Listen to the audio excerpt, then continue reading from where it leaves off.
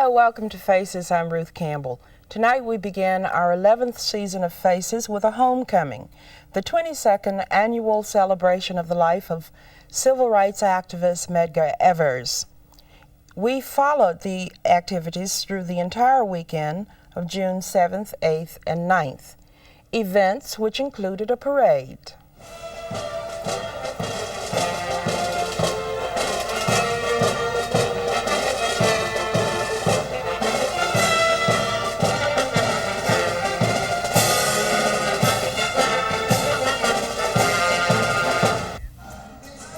Musical entertainment,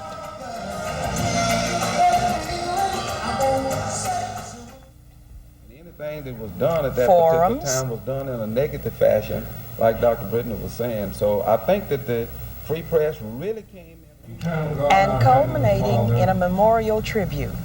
We come today in a most humble manner. Ken Cockrell is the executive director of the homecoming. We talked with him about his involvement in the celebration and how it all began. Well, the concept of a homecoming as we know it now began in Memphis in 1973 on the occasion of the 10th anniversary of the assassination of Medgar Evers. B.B. King had just done a concert commemorating the 10th anniversary in Jackson, and back in the hotel room in Memphis, he and Mayor Evers, Charles Evers, sat down, and B.B. suggested that this become an annual event in order that the legacy of Medgar Evers not be forgotten. And from that hotel room sprang forth a phenomenal concept, we think, an idea that has grown, and an observance that people tend more and more to look forward to. It's grown from a one-day, two-event observance to a three-day, 14-event observance, from about 600 people at the memorial service in 1973 and about 1,000 people at the parade to about 75,000 people last year in the course of 12 years. So we've grown tremendously, and we think it's all for a good cause. Do you honestly think, with all the entertainment going on, the carnival and the rides and the blues shows, that people who come to these things are actually conscious of Medgar Evers? And if so, how do you ensure that? We have to go bit by bit. It raises their awareness, but as far as their consciousness, I'm not sure. That's a problem that right now we need to work on with the homecoming. I'm concerned that too many people think of the Medgar Evers homecoming as an entertainment event. It is that, but it's more. It's meant to be enlightening, it's meant to be inspirational, it's meant to be educational. Entertainment is fine. The blues concerts that BB has so graciously and generously hosted and given over the years are fine. But I think that there ought to be more substantial programs in terms of content that deal directly with who Medgar Evers was, why he was killed, and why it is that we ought to remember him and others like him. So we're working on bringing in more events that don't necessarily entertain, but that educate and enlighten. And some of the other events are, I believe, rodeo? Right, rodeo. Why a rodeo? Well, it's something different. Key to our educating people about Medgar Evers is the necessity to bring in youngsters. And we thought that the rodeo and then the carnival this year would be two vehicles by which that could be accomplished. And the reason for doing that is, if after coming to our rodeo, if a child asks the question, who was Medgar Evers, then our purpose and our mission would have been fulfilled, because somebody at that point can explain to them who Medgar Evers was. And youngsters there were. The Midway attracted many children to its excitement, providing rounds and rounds of entertainment. The rodeo thrilled the crowds with rough and tumble action. Cowboy Ed White explains why the black cowboy is attracted to the rodeo. We are known as the forgotten cowboys. the cowboys really started, the black cowboys started in the West, because your cattle drovers were mostly Mexicans, blacks, and Indians. And if you read a book, it'll say the cowboys. Then later on, you'll come across a paragraph that'll say the boys came in and picked up 10,000 head of cattle. Those were the black cowboys and the Mexicans and Indians. The West was founded by a lot of blacks. Texas and New Mexico was founded by a black man. Puget Sound, Oregon. It's just things like that that have been lost out of history. Well, how can this be documented anyway? It has been. There are certain books out, like The Negro Cowboy and The Negro and the Western Cattle Movement. These books have documented lots of facts, very historical facts. The University of Kansas has a lot of them, and you would really be surprised at how they have harbored this information, because it's a lost gift that was never publicized. Well, when do black cowboys and white cowboys meet? When do they come together? We rodeo right along with them. You'll go to a white rodeo, as they say, or a big rodeo, and you'll see one or two black cowboys. Then we have small associations like Sawgrass and things like that, and this is where predominantly the black cowboys come together. There are 2 or 3 associations, the Coors Bill Pickett, the Black World Championship, Sawgrass, and things like that, where just predominantly black cowboys get together to try their luck to beat one another. Where are you from, Ed? I'm from Ashland, Ohio, ma'am. Ashland, Ohio. How did you get into rodeo? I would think that would be a farm. Oh, you're not a farm boy. You're from the city. No, I'm not from the city. I'm a country boy. But I was born a cowboy, they say. My love for horses and animals around the farm just continued on in the rodeos. And I moved west to California and went to school there. And that's when I really got a chance to really explore what I wanted to do. A cowboy is where he hangs his hat. I do a lot of horse training in Ohio. So wherever you go, there are black cowboys. Do you have any women? Yes, ma'am. We have girls barrel racing. And this Girls is barrel racing. barrel racing? Yes, ma'am. Tell me about that. All right, the girls barrel racing is set up on a cloverleaf pattern where we have 3 barrels in the arena, and the girls run around the barrels on their horses as fast as they can. And we also have lady bull riders and bareback riders, and there is an all-girls rodeo association. Is this really a way that people make a living? I mean, is this all cowboys do, go from rodeo to rodeo? Yes, a lot of your cowboys go from rodeo to rodeo. We all hold regular jobs. And we have good bosses that turn us loose because we bring back recognition and things like that. But then you have a lot of cowboys that just travel continuously on their rodeo earnings. Well, thank you, Ed White, for talking with us on Faces, and we'll see you in action. Friday night's activities kicked off with Blues Under the Stars. Several groups performed, including the Manhattans.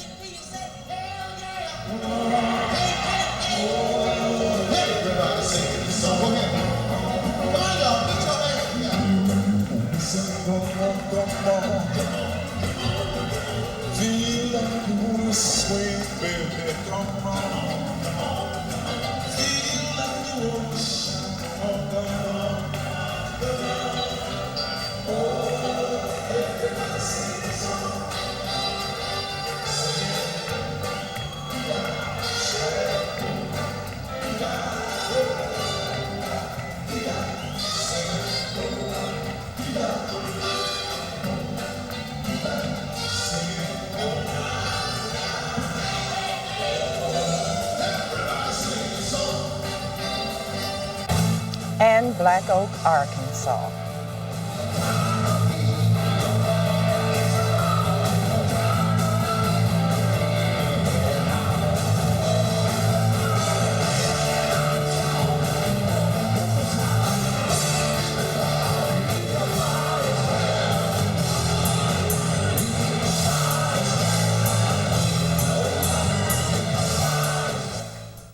Earlier that day, during the morning, the Smith Robinson Museum played host to a forum. Medgar Evers, What Manner of Man? Guests included Dr. A.B. Britton, Representative Aaron Henry, Miss Lillian Louis, and Jackson businessman Nolan Tate Sr. Also, State Representative Charles Young from Meridian. Each commented on what Medgar Evers meant to them. Any presentation that I make to you would have to be very deficient in what I truly knew of Medgar Evers. I met him after I returned from Korea, and I became his doctor and took care of him and his family, delivered his children, healed his wounds when he was beaten up. I remember distinctly what the previous speaker stated concerning Medgar Evers when he was going to integrate the bus that he was on.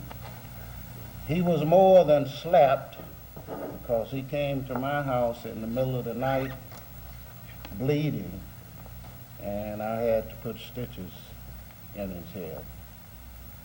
I brought with me today something that Medgar Evers helped to get started. It's called the Mississippi Free Press.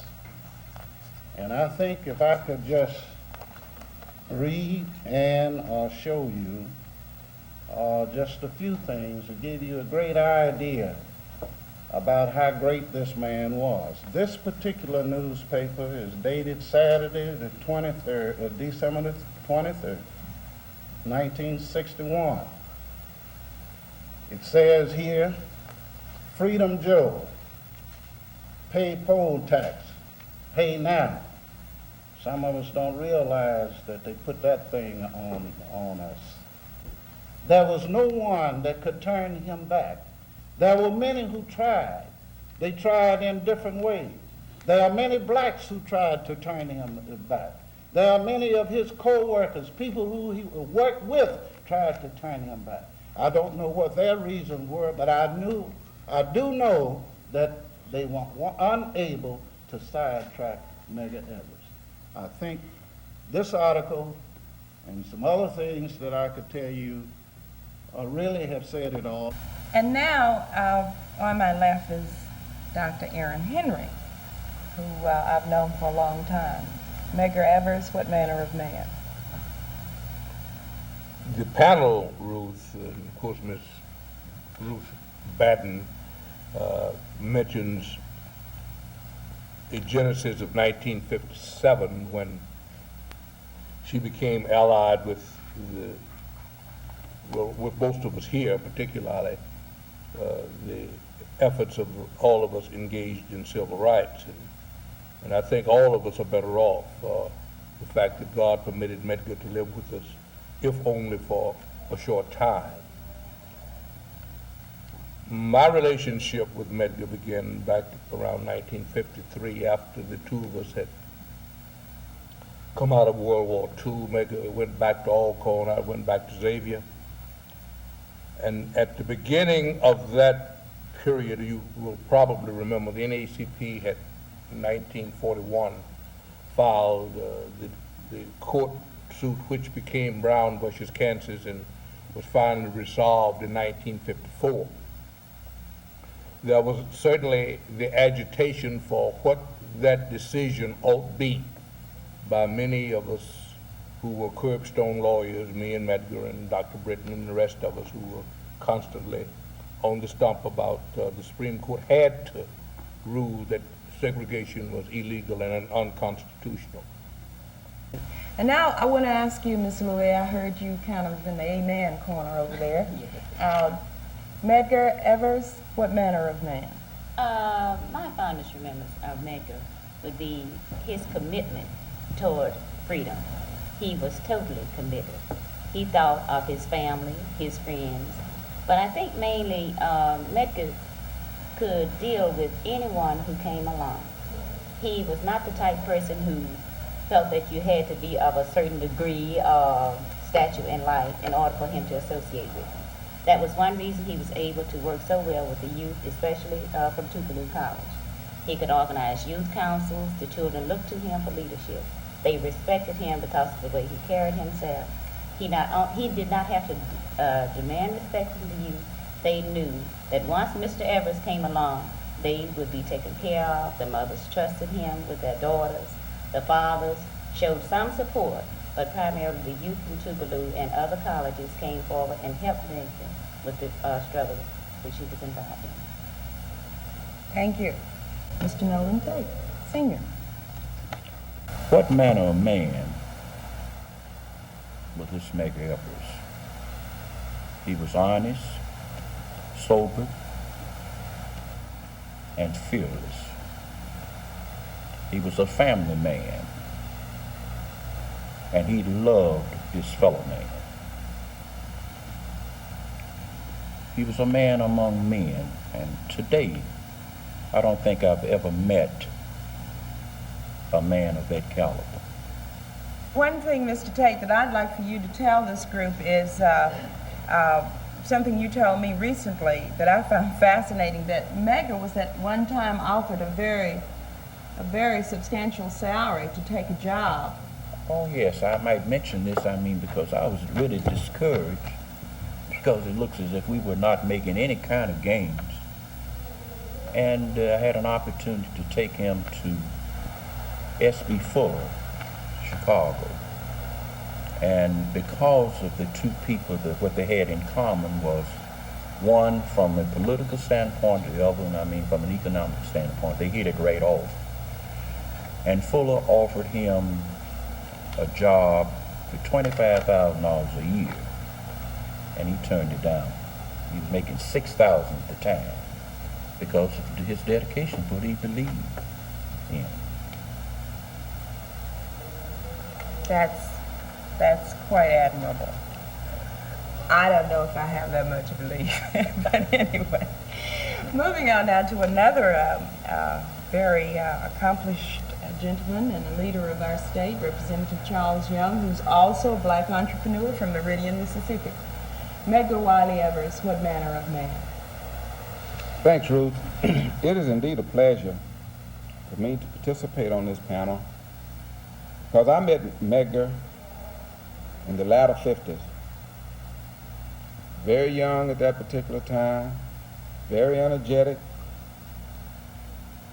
But I'm going to look at Medgar just a little bit different from what the other panelists have looked at him.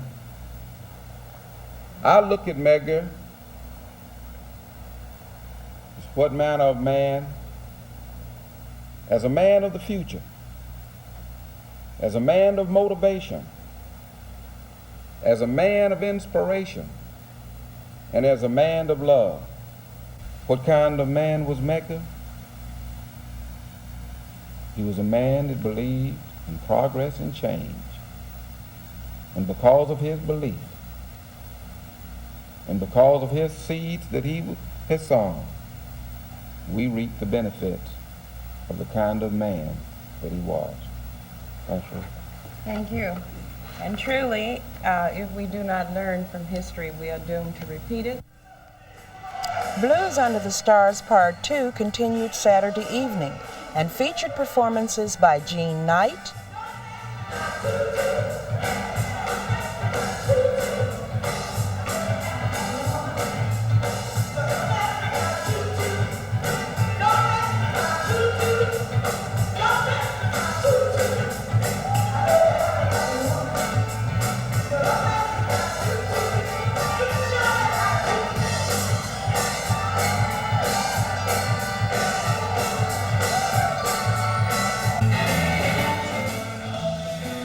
Omar and the Howlers,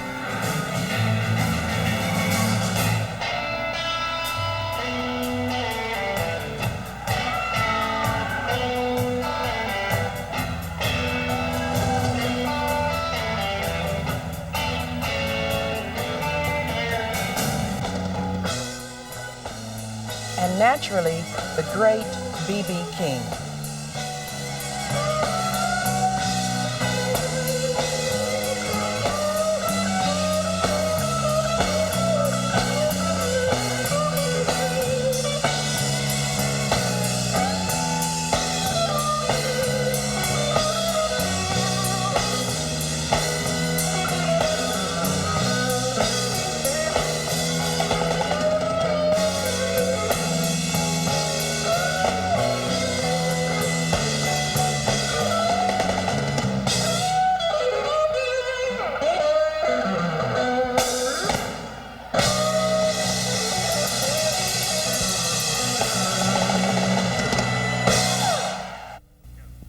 It has been said that the homecoming is a money-making venture, but director Ken Cockrell describes just who benefits from the festival.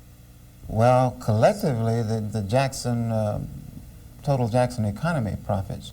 When you talk about the influx of people from out of town coming in and they're renting a room, they're buying meals, and the potential turnover, as economists would describe it, it's a phenomenal economic impact to the city of Jackson.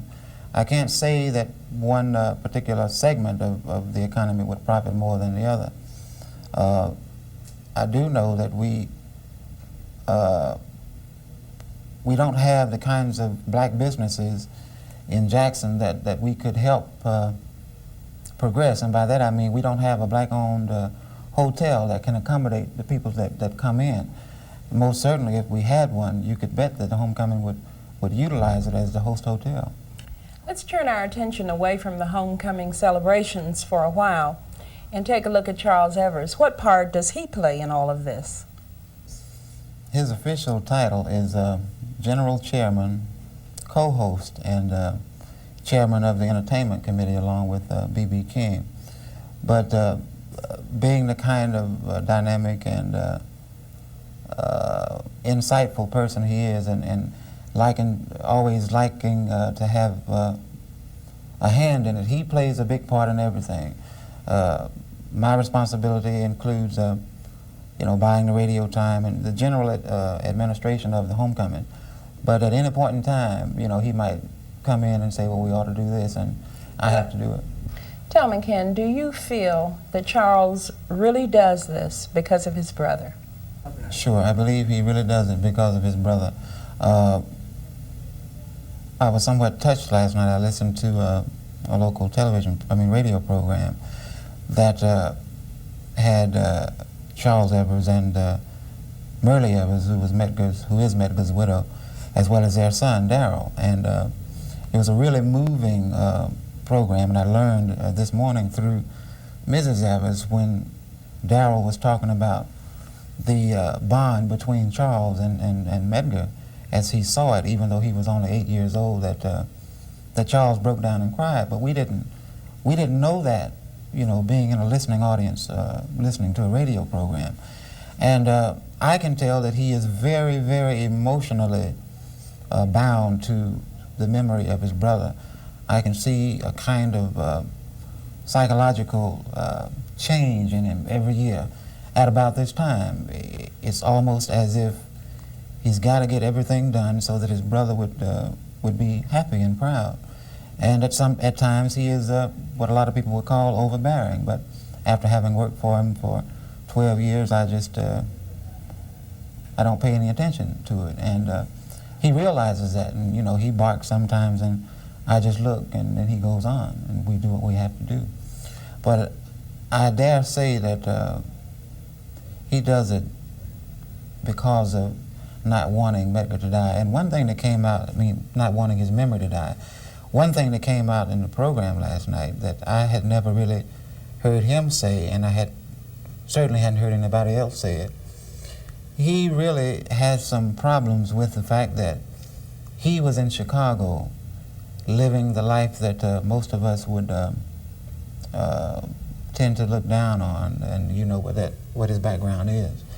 And he feels guilty that he was not in a position to keep Medgar alive. He feels that given his background, he should have been the one who was taken away from us.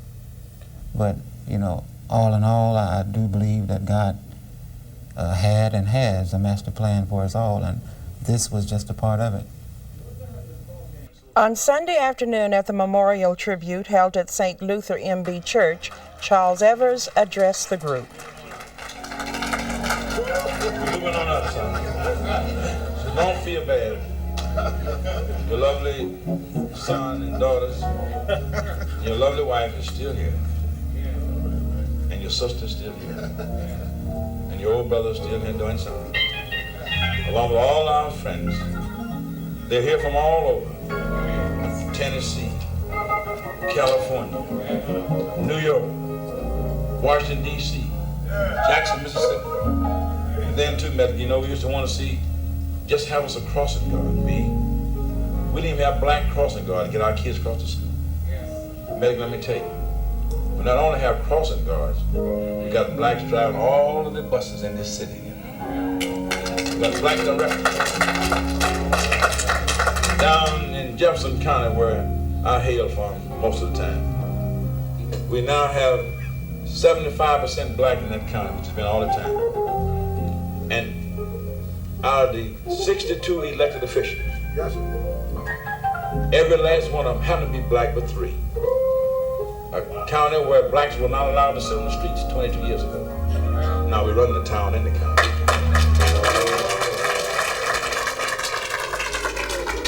So you see, Medgar, you didn't die in vain. The schools that we never was try to cross the campus, where they chased us away because we just want to walk across the campus. Today, now we have principals, black as I am, giving directions in Mississippi. Ole Miss, Medgar, where you tried for the first in the history of this state to try to go to school. And they turned you down because you were black. I want to tell you, Medgar, we have the highest number of law students at Ole Miss any other school in the country. But we're on our way, son. You didn't die in vain. Then, Medgar, let me tell you something else, and I'm about through. We got to report to him every year. All right. Because what B.B. King and I are trying to do is show how far we've come since Medgar's death. Racially, politically, economically, and independently. And spiritually. The key to it. So now, Medgar, we have black bishops. Yeah. Even the Catholic Church now got 1 or 2 of them. Moving on up, son. We now have blacks on boards that never thought they could be on before. A black woman right here in Jackson, Mississippi, by the name is Beverly Hogan. Medgar, you probably knew her. She was a young pretty girl when you were here. She's now head of our state and federal program. Never before we had.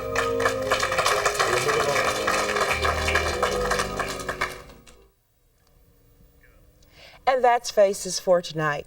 I hope you've enjoyed the show. You know, we'd really like your input, so why not write Faces, Post Office Box 1101, Jackson, Mississippi 39215-1101. Remember, that's Faces, Post Office Box 1101, Jackson, Mississippi 39215-1101. Until next week, have a pleasant time. Good night.